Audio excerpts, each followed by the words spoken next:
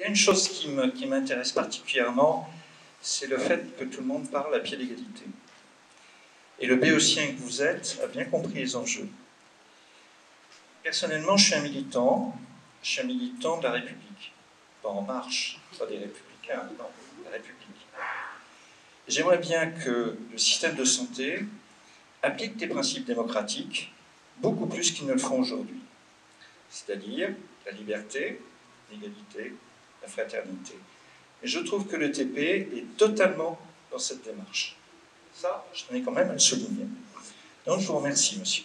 Merci beaucoup. Et c'est vrai que l'égalité d'accès aux services publics, c'est une des trois grandes lois dites loi de Roland qu'on apprend dans les instituts d'études politiques ou à l'université. Et cette égalité d'accès aux services publics, c'est pas une donnée d'évidence. C'est un combat que l'on mène en permanence. Alors, nous le vivons en Haute-Vienne, on le vit de façon encore plus aiguë en Creuse, qui connaît une situation de démographie médicale et parfois paramédicale encore plus difficile. C'est pour ça que le fait de se regrouper, de travailler en réseau, en transversalité, de développer la télémédecine et puis des outils techniques qui permettent de déployer des compétences qui sont désormais très rares pour faire en sorte que la promesse républicaine que vous évoquez, qui est transpartisane pour le coup, de permettre un accès à des soins de qualité sur l'ensemble du territoire, quel que soit le lieu d'habitation, c'est quelque chose qui n'est pas du tout une donnée. Alors on sait qu'il y a des déserts médicaux. Moi j'ai exercé à l'assistance publique des hôpitaux de Marseille. Il y a des déserts médicaux dans certains quartiers de la ville de Marseille, pas seulement dans les quartiers nord, qui posent des problèmes de santé publique majeurs. Mais c'est vrai qu'en tant que professionnels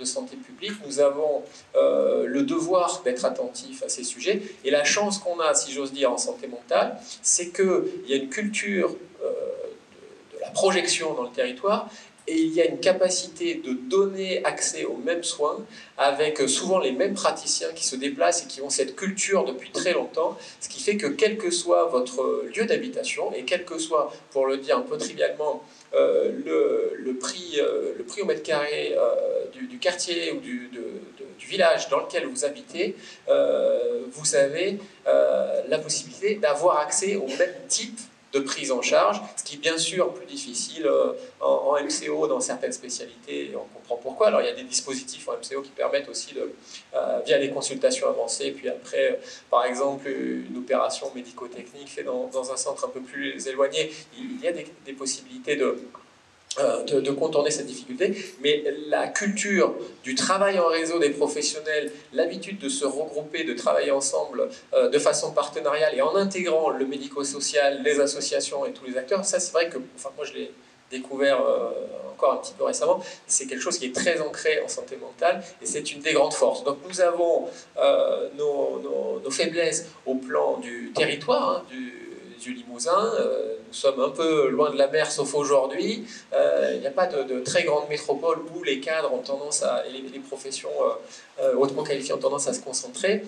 Mais la chance qu'on a, c'est qu'on travaille en bonne intelligence globalement dans le territoire et on a cette culture d'aller au plus proche des patients pour pouvoir les prendre en charge de la façon la plus précoce possible et éviter dégradation des situations cliniques qui fait que pathologie qu'on aurait traitée en 6 mois peut-être durera 15 ans, 20 ans si elle est prise en charge trop tard. Mais j'ai été trop long, mais merci beaucoup de votre intervention.